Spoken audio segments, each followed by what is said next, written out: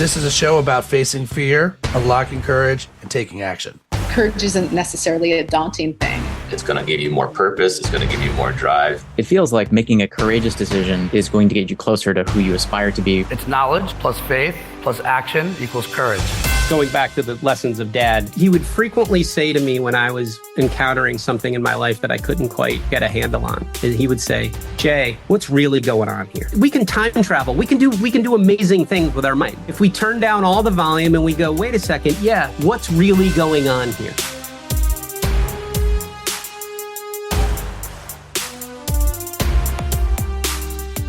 I've done over 200 of these podcasts now. And, when I started doing this, it was as much about me it's almost unfair. Like you get to go have a meal with really interesting people and you lock them in for an hour and there's no bill at the end and you just get to curiously ask questions. But I find this one, it's a long time coming. My guest is a brother. He's a friend. He's wildly talented. I don't know a lot of people that work as hard as you do, Jason. And you put in the work. And I'm not knocking my group of friends. I've just had a front row seat, literally at where were we in Ithaca? Where were we? Wegmans. At Wegmans upstairs when we talked about what the future held for us. And it's so cool to whether we lived in New York together or I was 3,000 miles away, that if I ever needed advice, and I think it was on return. And not that you're picking up the phone and calling anyone that much, but if you ever needed advice or wanted to vent or talk something out, you're on a very small list of people that I could rely on. And it's a love story. It just is. And it's been fun to root for you and watch you do you. So first and foremost, thank you. You're welcome. A pleasure to be here, as probably every guest says. How you doing? You good? How's life? Life is fantastic.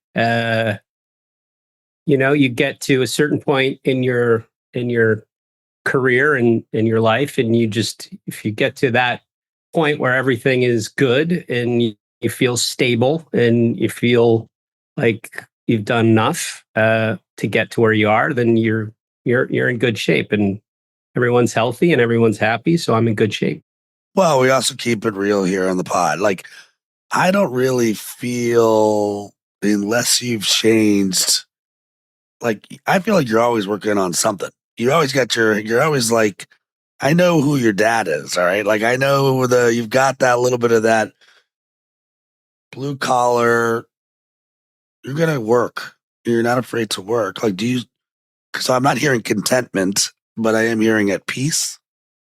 Yeah, well, I liked you. So you're right. My dad said he borrowed this from a very famous woman, but he's like, if you want something done, find someone who's busy. And he used to say that to me all the time. He always used to say that, and he would say also, never be afraid of hard work. And so the work ethic thing, the blue collar thing, keeping yourself busy, that's a part of it. I enjoy it. I was talking to someone the other day and they were like, what are you going to do next? And I said, well, I'm never going to retire. I just don't have that gene in me. So what am I working on? What am I thinking about? That's a very difficult question to answer. A lot of things all at once. And that's just kind of the curse of being me. Growing up you had a baseball career at Ithaca College, and then that competitive gene clearly in you. But as you were I'm just thinking about your dad and him sharing a couple of these little Delandisms. And when you're marinating on these thoughts, back then, before you had done Anomaly, or did you always, did you believe them? Were you always were you storing these as acorns away? And did you always kind of know you were destined to do something bigger? Or how big was the chip on the shoulder? Very. It was very, without getting all existential on it, I was one of those sons who believed in what their dad told them. And I think it was because more than having to be on receive, I was more on observe. And I would observe how he went about his life and how hard he had to work to just eke out a living. And, I say this, I've always said this in large groups, I go, I'm probably the poorest person in this group. I was raised with nothing. And although I was raised with nothing, I felt like I had everything. Like I wasn't like I was lacking for stuff. Yes, we lived in a house that didn't have hot water. Like that was a thing.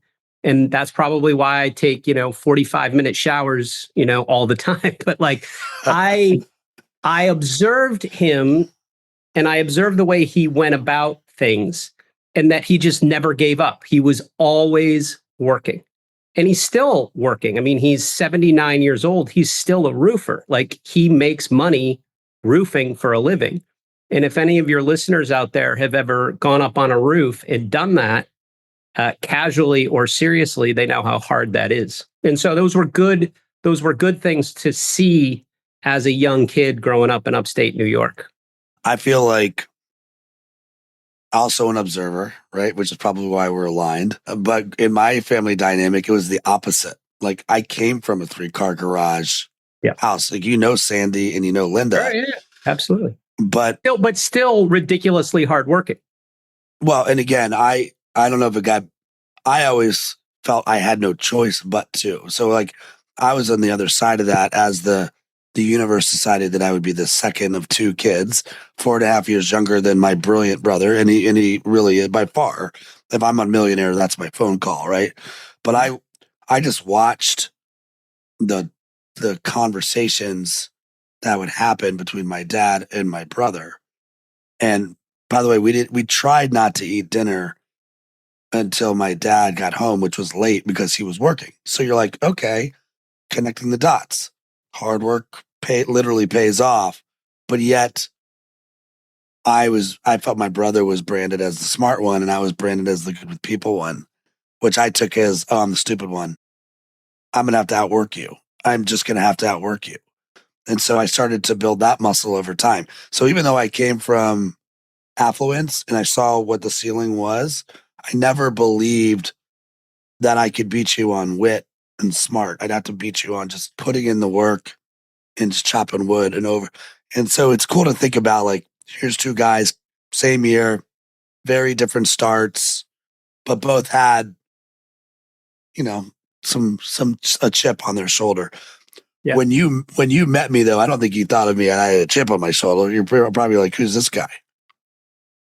I don't know. I mean, I think in college, I always knew how important it was to surround yourself with people who were talented and competitive and good. Like if there is some sort of holy trinity, you want them to be talented. You don't want to work with untalented people. I mean, it's just that, look, some are and some aren't. You want them to be competitive. You want them to fight. You want them to have grit. You want them to figure out how to get better. And deep down, you want to be around, at least I think we all do. We want to be around good people, like high integrity quotient. And everyone's like, oh, no ego. I don't really believe in that. I think everybody has an ego. If they disguise it or not, it's there. So, those 3 things, I would say, I don't know. I surrounded myself with people who I thought had those things. I married someone who has those things. My best friends in life are those things. My partners at Anomaly have those things. So I just that's kind of how I thought. That's probably why we clicked, when we were still teenagers. I wanted to win. Like I was committed to winning. Yeah. And I, not at all costs, like do it the right way and good things will happen. Right. But like, I always felt even in sports, I don't know if you felt this way. Like if you beat me, you deserved it. I'm going to shake your hand. Like you deserved it because I will be ready. And I think growing up in the advertising business, what I loved about it was in some ways it was another way for probably metaphorically for me to hit a basketball court. It was just it was a different version of that. But if you beat me, I'll look you right in the eye, shake your hand, and be like, you deserve to beat me. Now, Penn State, when we were college kids against NSAC, I'm not sure they deserve to beat us. Occam's Razor was a pretty good agency. You want to take it from here? The entrepreneurial gene, I think, is like any gene. You either, have the double pair or you don't. And if you have the double pair, then you're going to be an entrepreneur. If you don't, then you're not gonna, and you shouldn't, because it is genetic. Being an entrepreneur is genetic. And so you can see it in young kids, in the way that they interact, people who are trying to do new things, trying to solve problems, aren't afraid to cut against the grain, don't mind questioning authority, generally like to break the rules or at least bend them. Those are people that like to be entrepreneurs, and those are people that should be entrepreneurs. I think there were a few of us when we were together at Ithaca, and like all things, when you start, we were lucky to be in college at a time when there was a great transition technically from an analog world to a digital world.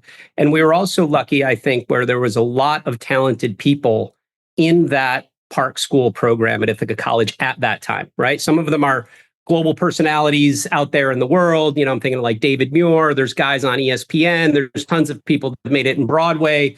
You could argue that group also, out of that came one of the most successful and well-known advertising agencies in the history of that industry, Anomaly. So we were just surrounded by the right people. And while we were there, we decided that we were going to, brand our own agency and put a philosophy at the center of it called Occam's Razor, which comes from William of Occam, who basically, founded a principle in physics that, the best, most elegant answer is always going to be the simplest one. And removing the unnecessary, the veneers, getting to the heart of it, stripping away all that unnecessary stuff is a principle that, we use then to sort of create a student-led agency. I would say in a lot of ways, that same way of thinking found its way into Anomaly, found its way into big brands like Budweiser, Dick's Sporting Goods, Panera, Major League Baseball, Johnny Walker, Diageo, and also was sort of a way that I connected with people who were able to take a lot of information and distill it down very concisely. I've always liked that process. We spent a lot of time in that school. Yeah, during those few months. Quick shout out. Your wife, Rhonda Deland, Ben Bittman come to mind. Jen Curtin comes to mind. Jason Goodrow. Jason Goodrow, what's up, Goody? We had a good group. It's not fair. There's like 25 or 30 of us that did it. If I give Ithaca the credit it deserves, by the way, not a surprise. I live in San Diego now, but there is something to be said about being trapped, probably the wrong word choice, being enveloped in a bubble of snow, right? Where all you really have at that time is do you have the work ethic? The school has always been about grit as far as I'm concerned. And I think it's showed up well in a lot of us who have found ourselves competing in bigger arenas. We didn't go to Harvard or Stanford, and yet I've never felt inadequate in any arena playing against anybody. And again, it's not to knock big school, little school. It's just how my environment shaped me. And you've been playing in those arenas too. When you think back to words like grit, another word I know that is close to your heart is just this pursuit, this relentless pursuit. I like to make up words. Shock, figure it out ability. You have figured out ability. Your journey took you from the US to Asia, and then you came back. Walk me through how Anomaly started, if you don't mind. Take us back to that origin story. Yeah, it's not something that I've actually really thought a lot about because I'm still in Anomaly. So it's always, you don't really think of it's not like you can ask Tom Brady how Tom Brady did what he did while he was doing it. He's just doing it. But Anomaly was really born, I think, out of the times as opposed to out of ambition necessarily. And a lot of people will go, oh, well, you founded Anomaly. It's yeah, I did. But in another way to put it is I was just there when the wheel went round. And so what I mean by that is if you think about 1998, when we really entered the workforce, when we think about 99, 2000, the disruption of the dot-com boom, economics, culture, communications, media, all changing. And then the global disruption of September 11th, 2001. You know, it's not too dissimilar to what's going on right now, but like everything was thrown up in the air. All the norms, all the codes, all the ways of working, everything was just suddenly different.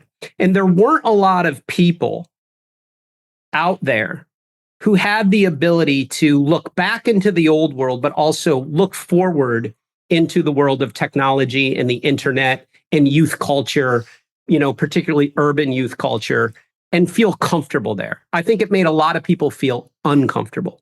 And brands and big businesses and everyone, politicians, everyone was sort of searching like, what's happening, what's going on. And yes, I was in Hong Kong. I was doing, you know, a big job at Hong Kong Telecom, piecing together the sort of the initial stages of globalization. You know, I was in China when they ascended into the WTO. I remember, you know, the announcement of the Beijing Olympic Games very well. And so, you know, I started to really look at what's going on here and this sort of like figure out ability, like what's going to happen next. And if I have a superpower, the superpower is generally being accurate on what's going to happen next. And then a sort of another thing of being able to do something about it. So I determined that at that time, marketing silos were going to disappear. Technology was going to remake the world of marketing. Clients and big businesses were going to really be thinking about the output as opposed to the input. And we were going to get a huge golden age of consumerism as a result of, you know, e-commerce and the internet and social media and mobile devices and things like that. So I placed a bet, and that bet was I'm gonna, with no money, convince a group of highly talented, pretty famous people in the world of advertising and design and strategy to come together and form Anomaly. And the speech worked because everybody said yes. It was born out of an observation and a hunch on where the world was going. And that hunch and that observation and that hunch turned out to be really accurate. And that's what led to the early success of Anomaly. We had very good timing. And talent. I mean, the talent. I mean, I'm thinking about, you got Carl Johnson, you got Johnny Vulcan, you got Justin Baracus, yourself. I know it wasn't too soon in that Mike Byrne. By the way, talk about like... You cannot talk about the history of Anomaly without Mike Byrne being in the first sentence. One of my favorite people. And if Mike Byrne, hopefully he is listening, hey Byrne, but like he would never make it about himself. He's too busy trying to figure out the next problem he's trying to crack, or he'll just, and so you have this awesome group of talent. But, you know, I want to go back to the part where you're like, back then you're still like early 20s, and a lot of them are not. A lot of them are like... Yeah, I was like the younger brother that they used to make fun of, you know? So like, I mean, that's like, if people are going to not get you right, like, I feel like the confidence to go, this is where I think this thing is going. This is like you were always so good at sort of being like, one time only, limited time opportunity, right? Like, this is it. Did they see it? Did they see it right away?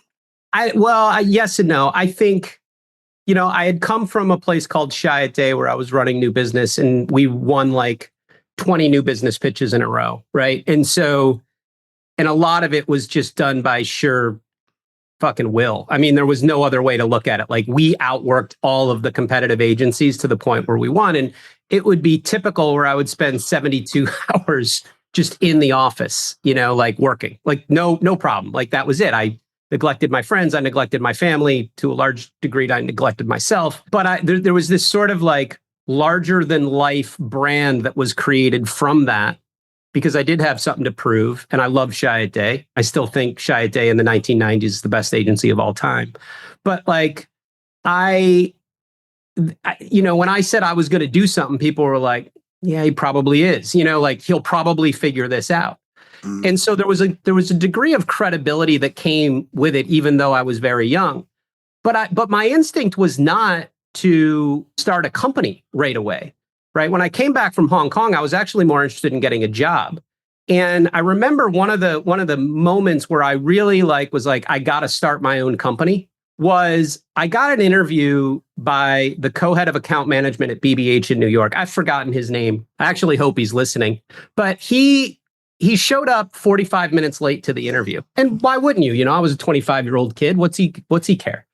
But, Chiat Day had beat BBH like 5 times that, the previous few years. And I would have thought it would have deserved some amount of respect. Anyway, just kidding. He shows up late and he's very pompous and arrogant because BBH, I think, was like agency of the decade, right? I'm just sitting there like, I think I have a few things to offer, but let's have a talk. And he sits down and he kicks his legs up on his desk and he puts his arms back and he goes, "We just won the Cannes Silver Lion this year for the Xbox campaign." And I was like, cool. What am I supposed to say? Like, is that a question? I don't know. So he's like, "What do you think of it?" And that campaign was this shot of a woman giving birth, like very graphic giving birth. She's in pain. She's crying. There's mucus and blood and it's disgusting. But tell me whatever. more, Jay. Yeah, exactly. And the baby shoots out of her. And it goes flying around the world, right? A bunch of times, and it ends up being an old man. And it's basically like, life is short, play hard. And he's like, "So what do you think of it?" And I go, "Well, what I thought of it was the execution really wasn't that good. And the idea is about as old as Cain and Abel. So there wasn't really much originality in it." And I kind of said, "Yeah, it's okay." And he's like, "What do you mean it's okay? It won the Silver Lion at Cannes." And I was like, kind of like, you don't win second, you lose gold, you lose first sort of thing. And I'm like, "Yeah, he came in second. Good job." He kicked me out. He kicked me out of the office, said the interview's over, and he escorted me out the door for not liking a bad ad. And I remember walking home from that. My first instinct was, "Oh, I really screwed that up." My second instinct was, "You were right. And now you have to go do something about it." And that was really that day where I was like, "You're going to do Anomaly and you're going to do something about it." So, the chip size, I'm sure it's been accordion across your career. There's been times when it's big because you don't remember a story like this and not go, "Okay, let me kind of put this to the side and hold on to it." Where is the chip size today? I think it moves from youth to being a little bit older. The chip size starts when you're young with what does the world not believe in you and how are you going to prove them wrong, right? And now it's like, what do I have left to prove to myself, right? What do I want to achieve? What do I think is, good? And how do I want to challenge myself? And that's really a beautiful thing if you can get to that point in your life where you literally do not care at all about what other people think. It doesn't exist. And it's really wonderful. If you can get to that place, you can do a lot of clear thinking. And I think you can achieve a lot more than if you're motivated by, I'm going to, throw up 2 middle fingers to the world and show them that I'm somebody.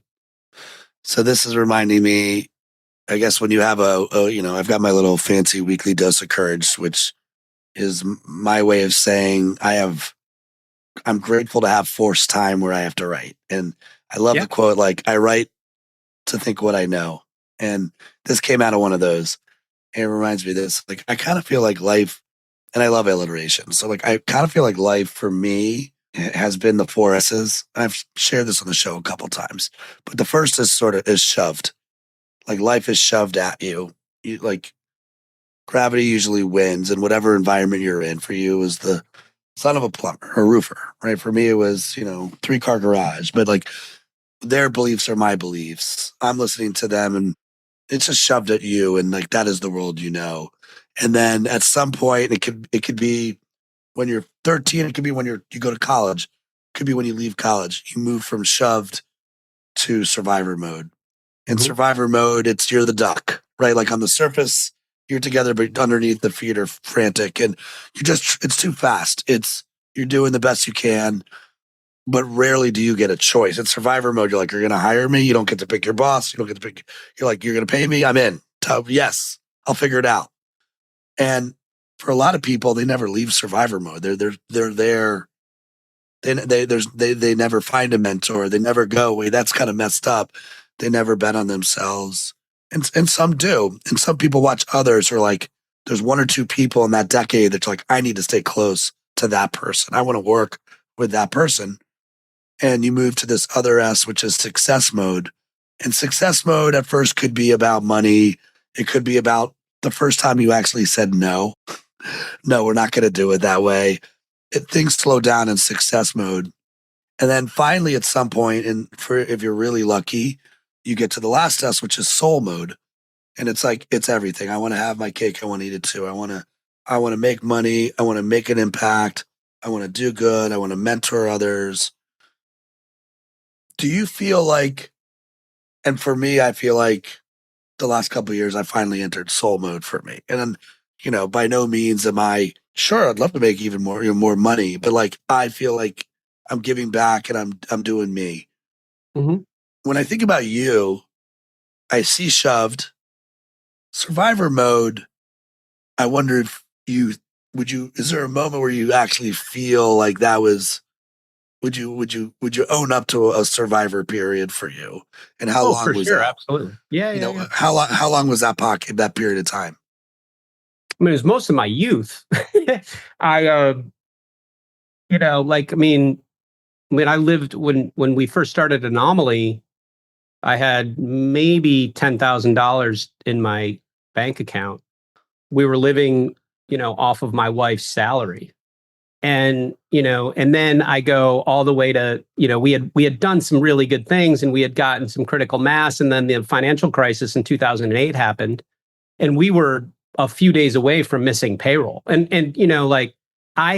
we were doing it. I mean, I wasn't eating, I wasn't sleeping, I wasn't buying anything. It was like, you were just it was fight or flight, survival time. And so, yeah, I've felt like that. I felt like even during COVID, even though we were, at the top of our game, I went into that sort of survival like thinking because I was really unsure about what was going to happen next. And I wanted to be prepared for those eventualities. So I probably feel more comfortable in survivor mode. I know I have a very clear purpose because it's kind of like when you're a sports team and it's game 7, like you have to win. Like that's it. And in those kind of like binary situations, regardless of, if I'm in that soul place or not, like I like those binary situations. I like doing hard things well, like that because it recruits all of all that cortisol and all that adrenaline and all that ability, and it concentrates it and compacts it in a moment that actually matters.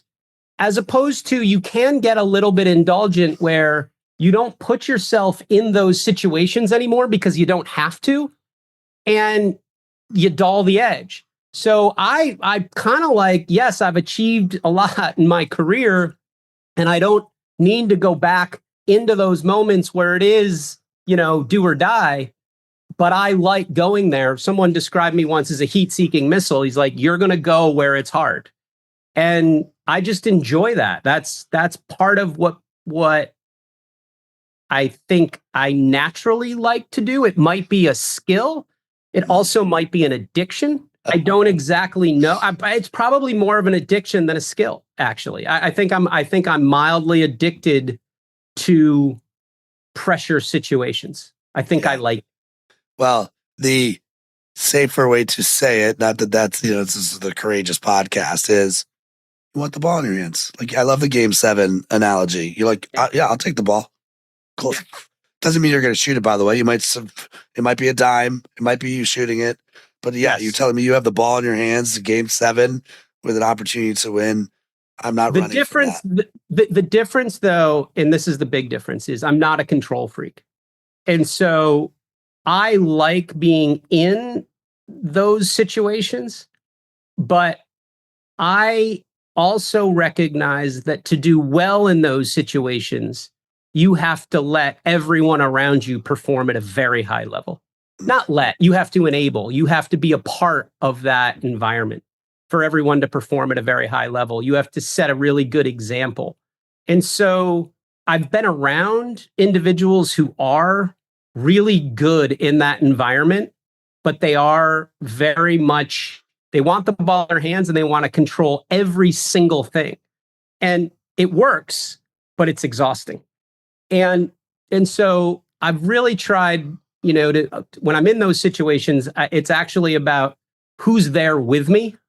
And I do really like seeing others perform at a very high level. So the other thing that is, it's still like you're still in that mode where it matters, but I actually enjoy watching others do well, as opposed to going, oh, look what I just did. So there's a little bit of less about me, and more about let's see what we can achieve together. And I know that sounds like modern and platitudey and all that sort of shit. But that's actually like, that's the way I feel about it. And I've always liked to be in those environments with other people and watching other people do well too. Yeah, I wonder for you if that is the success mode and the soul mode components. But before we get deeper into that, when you were talking about, sometimes it's kind of nice to be in survivor mode. Like, right? It just, It keeps you sharp. It keeps you, I think people, when they're on their journey, they dream about the ceiling. They dream about what's possible. And maybe we need a whole nother podcast on how big their ceiling. Are they dreaming big enough? Okay, that's a whole nother. But I actually think the thing I'm most proud about myself was my commitment to the floor. Like my commitment to the floor, like how low I was willing to go or work for it if I believed in something. And I describe it like almost like a slingshot. Like the further the tension, the further down we went and the harder it got, I was willing, if I believed in it, I was willing to stay with it. Not just because to prove a point or like an X, but like I had conviction for it. And then it's like, bam, like you let go and then you've got a shot at it. And I think anything that's hard sometimes takes, where really is your floor? Are you willing to dig even deeper? Which is elements of survivor mode as far as I'm concerned. So one, when I share that, are you like, Ryan, you're on your rocker? Like, I don't know what the hell you're talking about. Or two, does it take you back at Anomaly? Maybe somebody didn't believe, but I did, and I was willing to go down there. Well, yeah, I think when you're an entrepreneur, you've been a part of something that's as successful as something like Anomaly, or even something like a dosist, like whatever it might be, you encounter a lot of situations like that where, because one of the things about it, it's being an entrepreneur is you have to be willing, and I've always been, I love this. You have to be willing to be wrong, and then also you have to be willing to correct that error if you are in fact wrong. But then it goes, there's a third level, and this is where it gets really interesting. If you're right, you have to share in that. You can't take it all for yourself. And so those are three lessons, three facets that reminds me of. Yes, there's been 1,000 times where I've had to go out on a limb, had to dig really deep to prove something that no one else believed in. And of those 1,000, there's been a majority of them that didn't go the way I needed them to go or the way they should have gone. But in all of those, I dug deeper to correct the problem. And then, but the ones that were successful, the shining lights, the things that everyone, looks at and goes, whether it's the Budweiser Clydesdale thing or Dosist or, the hundreds of, things that Anomaly have done that have gotten worldwide recognition, you share that success. You share it. I was thinking last night as I was watching the Ben Affleck, Dunkin' ad, and everyone's like, oh, look at all this. And it's amazing. That ad doesn't exist without Anomaly. It doesn't exist without me. It doesn't. The reality of the situation is he was hired by us and I convinced him and the client to make it a Super Bowl ad. That won't go down in the history, and he would sue the podcast for saying it. But that's the truth, right? Like, he was invited into that and written into it by me. That's the reality. But it's like I had to fight for it. People didn't believe in it. It wasn't like the right thing to do. And we did, but you don't get the credit for it. And that's fine. It's totally fine. It doesn't bother me at all. But I like watching the success of it, and you give that success to other people and you allow them to do all of that stuff, and you don't come back over the top. But like, yeah, I've had plenty of those situations in my career. So in the spirit of shoved, survival, success, and soul, if you take a step back and truly audit these four, where do you put yourself right now? I mean, I think I probably go between, I'm getting my master's degree in sports psychology right now. That's about survival. Like, I am just hanging on for dear life right now. Like, I am absolutely doing that. I am a parent of a 10-year-old precocious daughter and a son who might have a point that he's smarter than his father.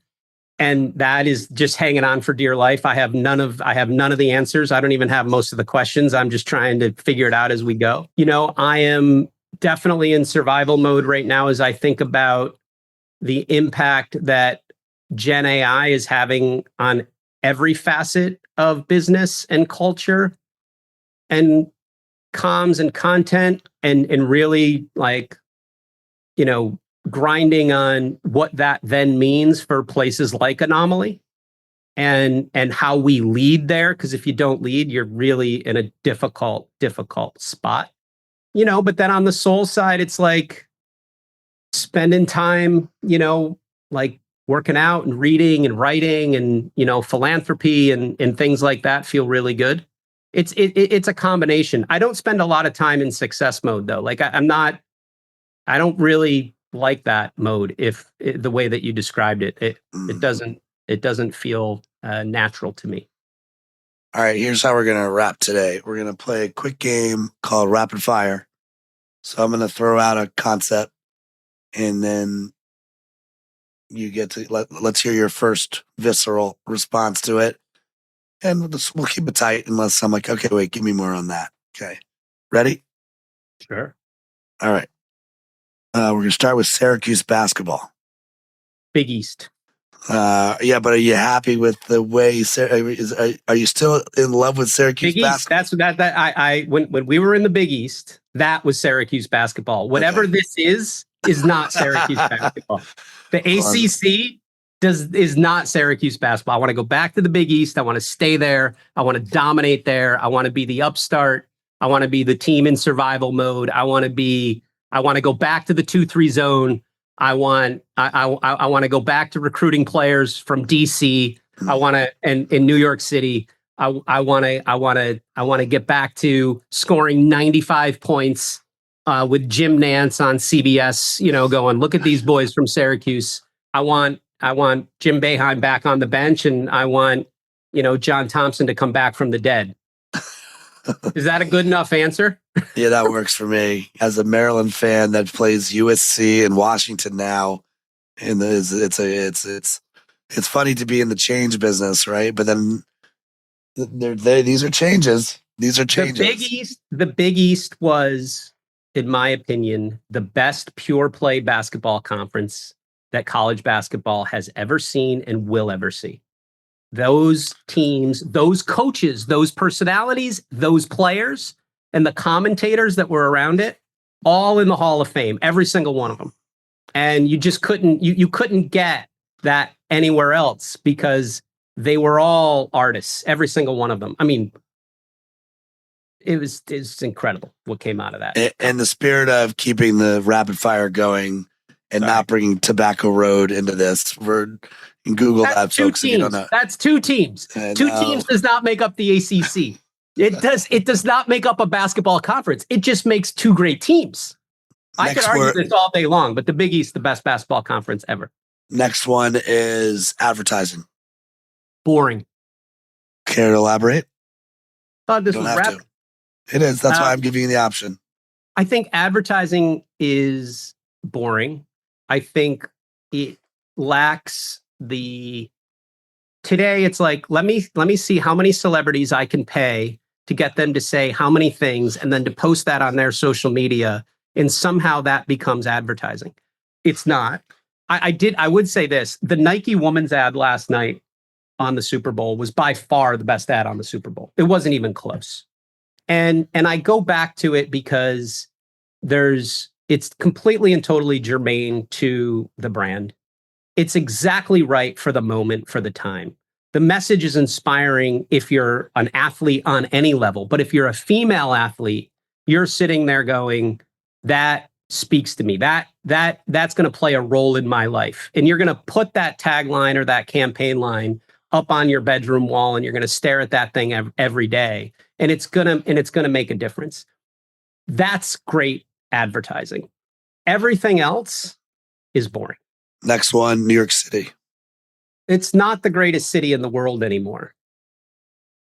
And it really bothers me to say that. But the reason why I'm saying it is because the only way for it to get back to that is for it to realize that it's no longer the greatest city in the world, and to get back to that fight and that grit and that just determination to be the place where everyone in the world wants to be. But yeah, it's on the decline, and that needs to change. It really does. It's gotten too expensive.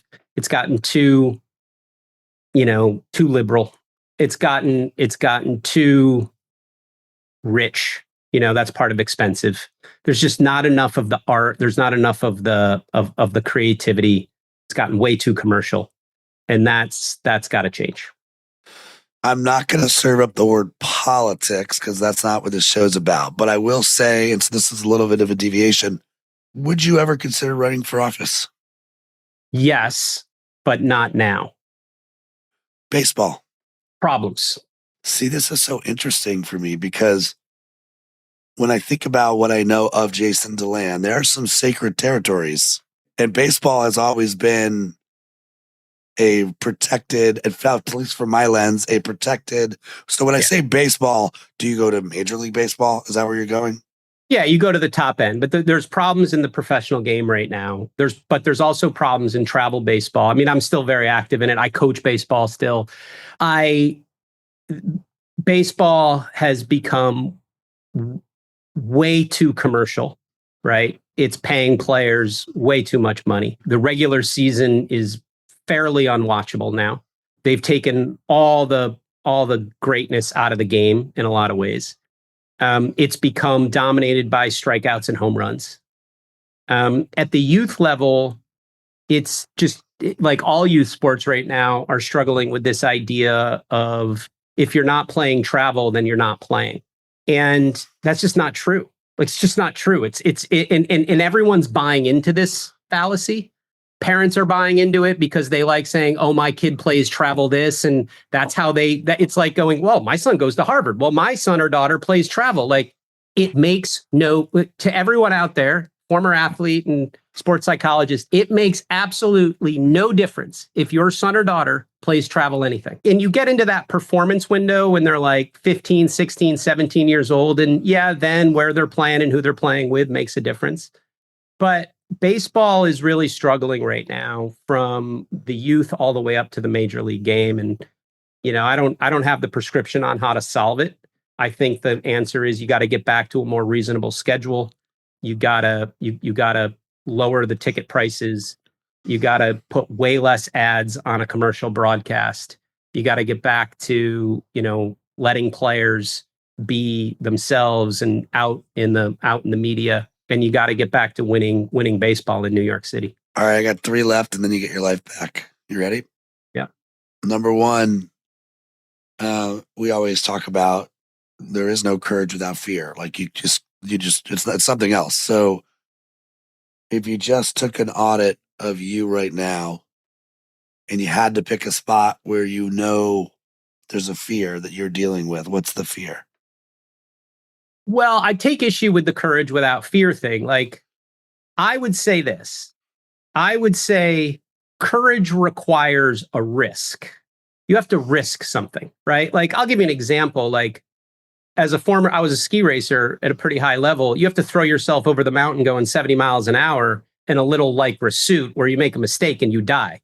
But I wasn't afraid. There was a risk. I understood the risk, but I wasn't scared. It was like, let's go. But yes, obviously contained within risk is the notion of some kind of fear. I could buy that. I like that idea. Because if fear is really justified, like, that's about like death. Right. All right, the plane shaking and falling apart. Now I'm afraid. I made a huge mistake in my life and I'm at risk of losing everything. That's real fear. I think the courage and risk thing, what am I risking? Right now, the biggest risk is just to, I'm not, this isn't a risk, but it would be something that I would think about from time to time. It's, am I getting complacent? Is complacency actually setting in? Is this thing called a comfortable life where you no longer really have to worry about money the way that you used to? Is that thing like really there? And there's some great, people that I look to for that. But, in the world of sports, right? Like, there are people who have made generational wealth who continued to work as hard as they did before they had that generational wealth. And rather than getting comfortable, they use that position to just focus more in on their craft and what made them absolutely amazing. And so the risk is allowing that complacency to happen. It hasn't, which, I wake up every morning and I'm like hungry, but that would be the risk for me. And you, in the spirit, on the flip side of that, the courage side. So, you already mentioned that you're back at school, in survival mode, by the way, but like, courageous. You could have just, at this point, coasted along here, picked a few, and that's not really in your makeup, but you could have done it. Do you feel like, if I was going to say one place where you're incredibly courageous right now, and I know when you're in it, it's even hard to realize that you've made this choice, would it be going back to school, or is there something else? I mean, it's tough, I think, for anyone to go, this is where I think I'm being courageous, right? Like, that's a tough thing to complete the sentence on. During COVID, well, I always wanted to get into the world of sports psychology. I remember trying to sell this as a strategy to Dick's Sporting Goods way back in the day. And I got all excited and I bought all these textbooks for the team and I started, talking about it. Didn't really go anywhere. But during COVID, when I think everyone went through this, like, wait a second, things can be disrupted like that without any, black swan events, on steroids. And life can end very quickly, right? Our way of life can change very quickly. Some people went put their heads in the sand and went, I don't want to deal with this. Others, I think, looked up and out and said, wait a second, what do I want to do? Like, what's really important? But even more than that, where do I want to spend my time? Right? I had said to my wife, I'm going to go back to school and I'm going to study sports psychology. I'm going to get my master's degree in sports psychology. And the only reason why I did it is because I said it, therefore I had to do it. But I genuinely like the idea of performance psychology, about how your mind can make your life better and what you do better. And it's a fascinating program and I absolutely love it. And if I ever become a sports psychologist, maybe, but right now the training is something that I look forward to every day. Well, I can't imagine that there's so many ways to apply it, whether it's to yourself or sharing it with your kids or hopefully at a larger arc. What you do quickly realize is what you said earlier, and I was going back to this idea of like where the limit is. This isn't like a axiom in sports psychology, but one of the things that I can think about, or one of the things that I think about, is this idea of there actually are no limits when you're talking about mentally, where the limits are in human cognition. There are none. There are no limits. You can think of and be absolutely anything, and you can imagine these things, and you can change your psychology, and you can change your approach, and you can, you can really like do some amazing things mentally. And I think one of the principles of sports psychology is getting rid of the block that suggests that you can't.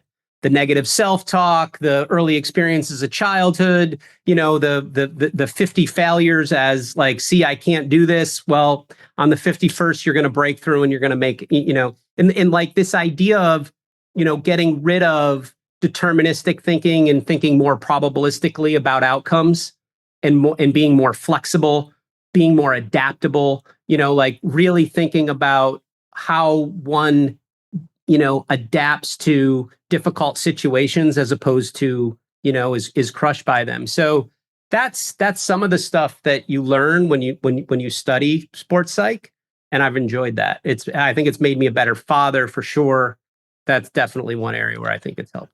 I mean, one, it feels like a path to soul, right? Like that feels like, optimism is my number one core value. And, really, what is that? It's a choice mentally to look at something that some others might see as a speed bump, and you go, thank you, universe. Like, let's take it on, right? Like, I accept, right? Yes. Well, going back to the lessons of Dad, he would frequently say to me when I was encountering something in my life that I couldn't quite get a handle on, he would say, Jay, what's really going on here?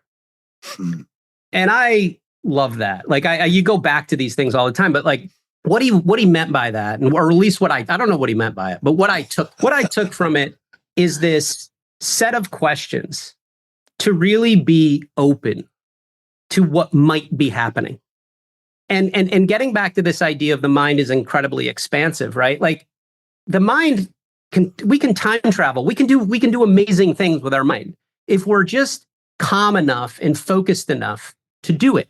If we turn down all the volume and we go, wait a second, what's really going on here? And you can be really patient about it, and you can reflect and marinate on that question for as long as you want. I think when you get to those big questions in your life and you ask yourself, what's really going on here? And you get to an answer that is largely correct and informed. That's a lot of where, success comes from. It comes from being able to do that. Yes, core values for sure, they're a part of that, but the ability to be able to calm everything down and answer that question honestly, that goes a long way.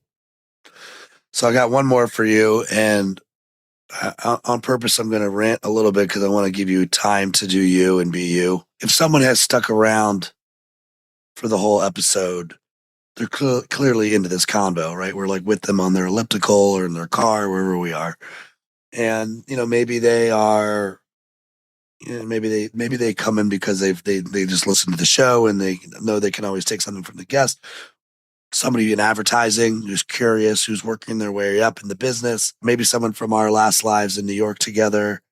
I kind of want to just hand it over to you to wrap. And before I do that, you talked about our brains being able to time travel. I want to just say because I want to really give you the keys to take us home. When I time travel and I see a few of those like little movie scenes of my life, some of the best ones are sitting with you at Ithaca, talking about what the future holds when we didn't know. Some of them are, it's just a random Saturday and I'm dribbling a basketball up to 7th and A in New York City, knowing that someone's going to underestimate just two white dudes who are under 6'2", and we're going to keep the court. And you and I know it, and they have no idea. Some of them are late night poker nights, like this is where my brain goes. So I just I'm grateful for, I know Jason, not Jason Deland, the Anomaly guy, and I'm so grateful that I do, and can't wait to get you back out here in the West for a little vacay and have the kids together. Maybe that's a little bit north of here. But now, let me pass it over to you. So I'll give you the dime. Take us home for someone that they're still here. They're still listening. How would you end the show?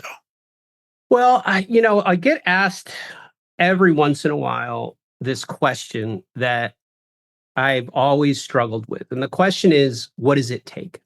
I've never had a very good answer for it. I really don't know. I don't know. And so I was at Nice and Easy, which is a gas station in upstate New York near Syracuse. Actually, that morning that I was there with my dad, it was a cold morning. Jim Boeheim was out there putting gas in his car, right? By the way, I don't sense this as being a nice or easy location just between you and me. It's a gas station called Nice and Easy. It's a brand, right? It's like Wawa. Okay, got it. And so my dad and I walk in, and I was thinking about this because people, Anomaly, I think, was just agency of the year, and everyone was like, what did it take? What did it take? What did it take? It's like a question that, what else are they going to ask you? I don't know. And I'm like, God, we worked our ass off. We got lucky. So I sat down, got a coffee. My dad had a bear claw donut. I'll never forget this. And I said, here's a guy who spent 40 years of his life as a self-employed roofer. He owns his own house. He lives on a lake. They don't have very much, but they don't need very much. But he from where he started in his life to where he got, that was a big, big fucking journey. So I said to him, Dad, tell me, what does it take? And he had a coffee in his hand. He puts his coffee down, and he's got this sort of old weathered face, and he rubs the right side of his face. He's like, and he looks up at me, and sort of like my verbal, uncertainty collides with his nonverbal certainty, like big bang. There is an answer, but the answer, it can only be known if you've done it. You can't actually give that advice. It's impossible. It's a rite of passage. It just happens.